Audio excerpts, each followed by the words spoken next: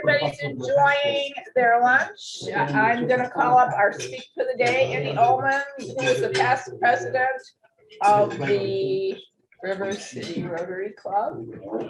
And he is the, I don't want to steal any of his thunder, but it was his initiative that created their relationship with the Rotary Club of Kyiv. Bill and I had a chance to go to their meeting last week, and Bill invited him to come here and talk to us about that. So, Andy, welcome.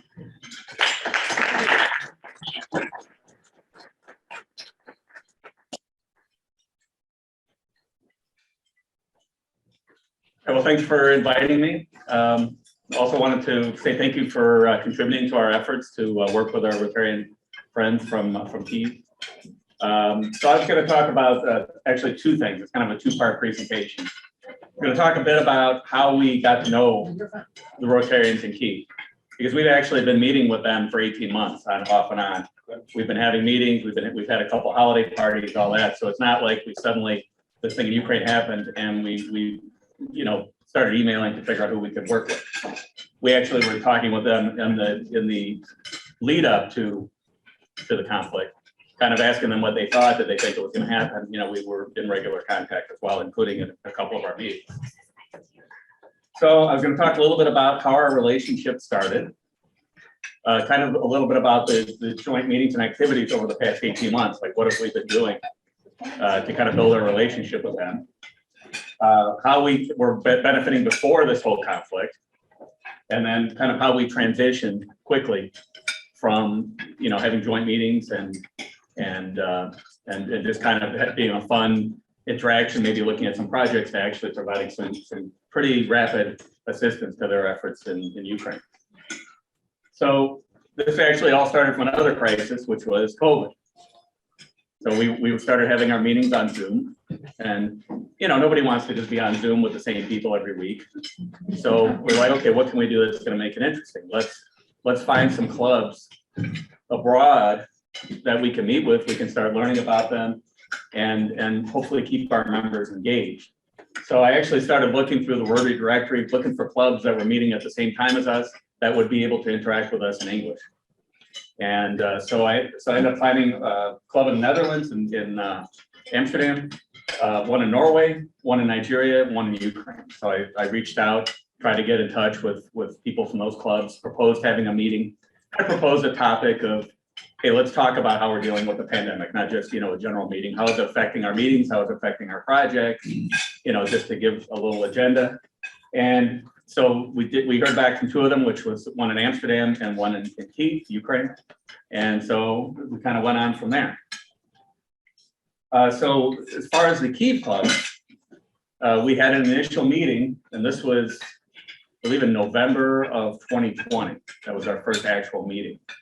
And just to kind of introduce each other, our members, and what are our projects we're working on, how is the pandemic affecting our activities. And at that time, they were actually still meeting in person. So we were all on Zoom, and they're all together in a room meeting, together. So, but we had a nice meeting, kind of nice intro. So we decided to do some additional meetings. So we're like, oh, let's do a virtual tourism thing. Let's take, and in our case, we took pictures that our members had taken on their trips around the US, show some sites and some nature and some cities and all these things that we think are nice about our country. And then they're going to talk about what they have over in Ukraine. So they pulled together a similar, type presentation. And so we had kind of a virtual tourism during each other's countries, and everybody really enjoyed that one. We had several meetings also where we did talk about some projects and things that they wanted to work on.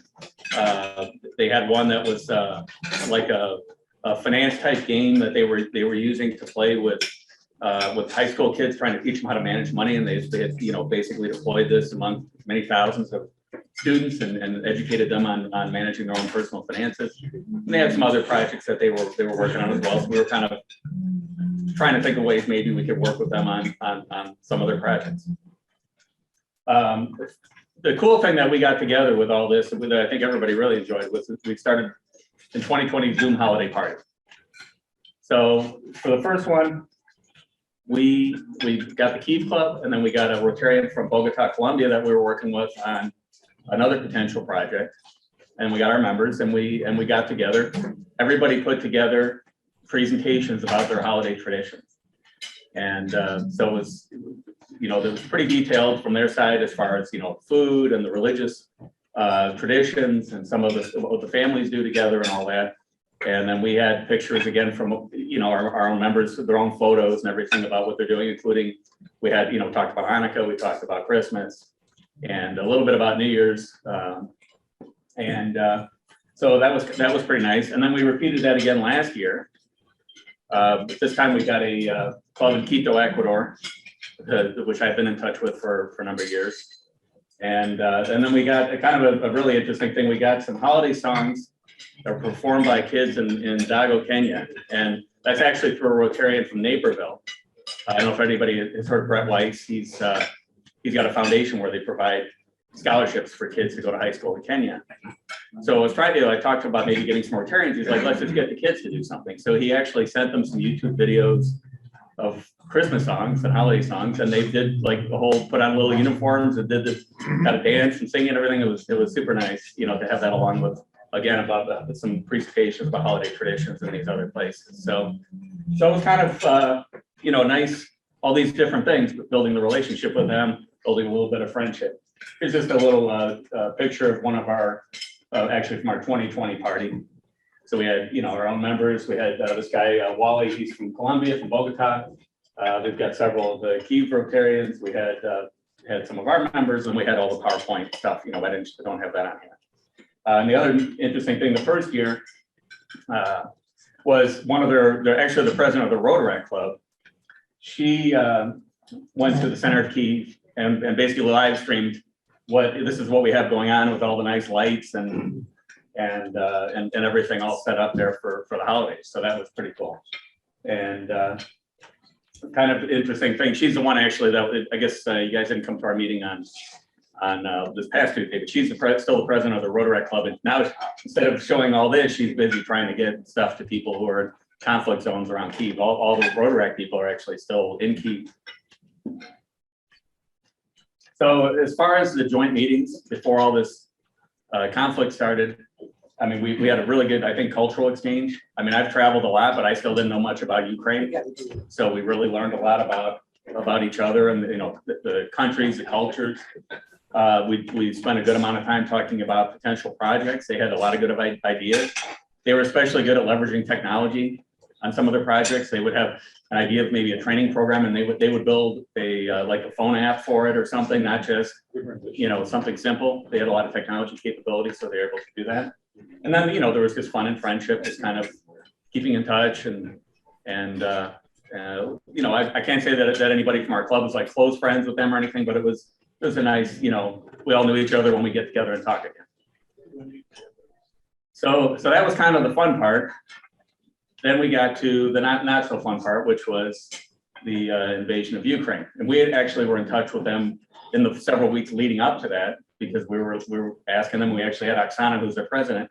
She was in our meeting via Zoom the Tuesday before the attack, and we kept saying, "Are you sure this isn't going to happen? Are you sure you guys are ready?" She's like, "Absolutely, it's not going to happen. We're convinced of it." And so that was their position really right up to the last day. But it happened. And so we quickly got in touch with them. We were already having the relationship. And, instead of telling them what we're going to do, we asked them what they need. What are you doing and what do you need from us to help? And so she indicated that the Rotary people had moved to Western Ukraine and they were safe, but they were engaged in helping large numbers of refugees there. And so they need resources to help, and that meant money. So we learned a little bit as we were kind of going along. We of course assumed, well, Russia is blowing up Ukraine, so they can't have banks there anymore, right? Well, in Western Ukraine, everything's pretty much operating as normal. Right? So we were able to kind of get all that information through them. And so they basically told us, well, we're able to get a lot of humanitarian goods. And I'll talk a little bit about what they've distributed already. But we need money to kind of fill in the holes of things that we can't get. And also just to pay for fuel for all these trucks that are taking this stuff to us, and then further east into the conflict zones in Ukraine. And so we jointly determined the best approach would be raise some money here, get it to them as quickly as possible so they can take care of these people right away. And so that's pretty much what we've been involved in. And we appreciate your donation, which I know you've already made, your club has made to our efforts, and I think a few of your members as well. So this is just a part of their group. They've got 23 Rotarians. They basically all moved with their families to Western Ukraine. They're not in Lviv, which I think there was a Lviv club this morning that was meeting with the Elgin club by Zoom. They're actually south and a little bit west of there. They're like kind of near where Poland and Romania intersect with Ukraine. So they're kind of in the southwest, but lots and lots of refugees there. So they're hard at work, pretty much working all hours. So you've got the 23 Rotarians, and then back in Kyiv still are 70 Rotary members. They're the younger, kind of before becoming Rotarians. They're the ones taking the big risks because they're taking the stuff that's sent by these Rotarians and bringing it to the actual conflict zones and delivering food, water, medicines, whatever other supplies that people need. In some cases, just helping them to get out. They're rescuing some people. But they're an extremely active group. For a group of 90-some people, I mean, it's amazing what they've done. And actually, Oksana sent me some numbers, and I thought that maybe she was misunderstanding the units of measure or whatever. But the first thing she sent me, she said they had helped 23,000 refugees up to to date, and this was about 4 or 5 days ago. And so she said, "Oh yeah, we delivered 305 tons of chicken." I'm like, 305 tons? Did she mean, is that like a different ton measurement in Ukraine or something? And I said, to be clear, you're talking 300,000 kilos of chicken. And she said, yes, we're taking like multiple trucks of chicken to people who they don't have any food. And yeah, it's 175,000 chickens I calculated. So, wow. So yeah, it's like I was actually thinking that I was feeling bad about these poor chickens, but I guess we must eat like millions of chickens per day in this country. So, but anyway, they've been actually delivering this. Now we're not using our money to buy 300,000 kilograms of chicken. Our Rotary money is to kind of facilitate all this, buy the fuel, maybe they need some other food category besides chicken, and we can fill that in. And we're kind of leaving it to their discretion as to what they need, and they're going to be reporting to us, what they're doing. They've also delivered 75,000 kilos of donated humanitarian aid, all kinds of, clothing, medicines, just a huge quantity of stuff. So that's stuff basically coming in from Poland, and then they're taking it to where it's needed. One thing I don't have on here, because it was just the last couple of days, is they've also been trying to help relocate a lot of kids who are basically on their own. So they're trying to find orphanages and other places to help these kids. So it's an enormous effort. I mean, no matter how much we do, it's still a drop in the bucket to the problem that they have over there. It expands to all of Europe. And I have cousins in Belgium that have volunteered, part of their house to house refugees. I mean, they're asking people all through the EU, can you house these refugees, because we know they're coming. And Poland is full now. I think they have about 1.5 million, and that's their limit.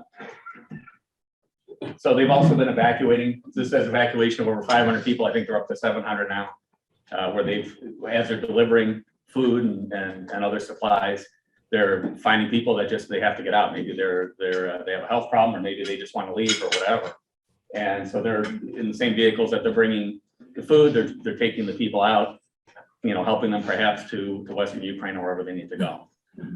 So they kind of have a two-way train going right now in terms of the Rotary people and the Rotaract people, where they're taking goods, getting them into Ukraine, moving them east, and then getting the people from the east and moving them and helping them along to get either to Western Ukraine or out of the country, depending on where they want to go. So we've been having, last couple of weeks, we've been having update meetings. So you can see Oksana here, and Anastasia, who's the president of the Rotary Club. We've had some other people from around our district that have participated. I know Bill was at our meeting on a week before this. And so we're just kind of trying to do what we can for them. But all of this, came from this initial just having the get-togethers, online before. And you never know where those things are going to lead. And So this is just a little, this is a few days outdated, but this is just a little spreadsheet, a little tough to read, but there's so many things that they're doing there. And they're keeping us updated, not just on where our money's going, but everything, but kind of the whole picture of what they're doing. And it's just an enormous, effort to help these people. And they're, like I say, they're helping 23,000, but there's like at least 4 million, 5 million refugees, some internal and some that have left. It's just an enormous issue. So as far as our next steps, we've actually just in the last week and a half, 2 weeks, we've been able to raise over $20,000 to send to them, which is providing them with, a lot of help. And we've been sending that money to them by wire transfer to their account in the Ukraine, so they have it right away.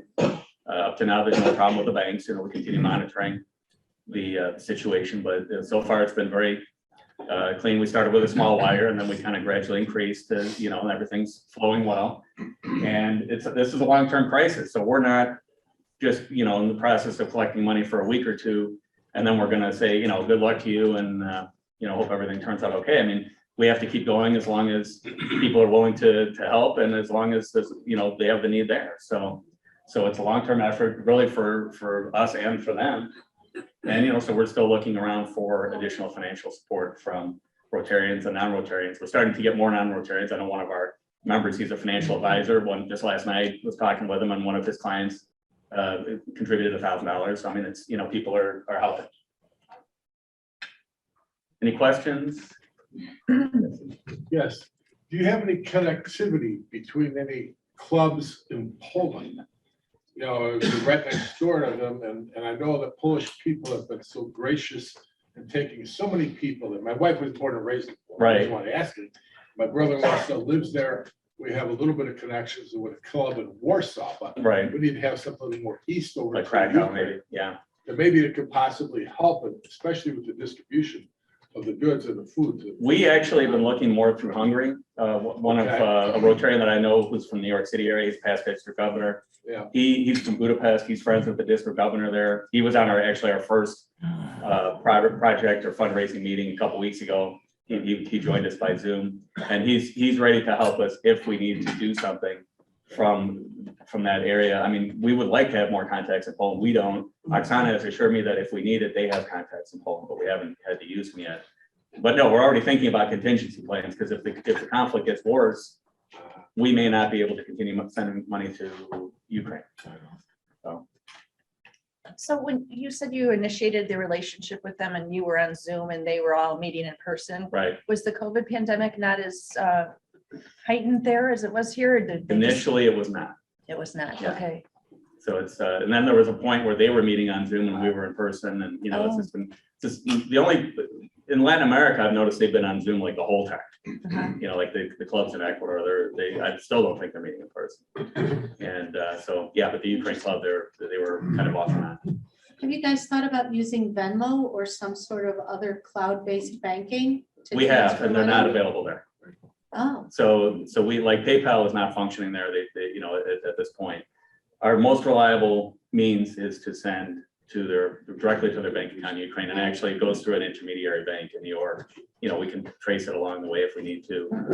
The other benefit of wire transfer is if for some reason it gets caught in the middle and it doesn't go through, it'll just bounce back, we'll get the money back.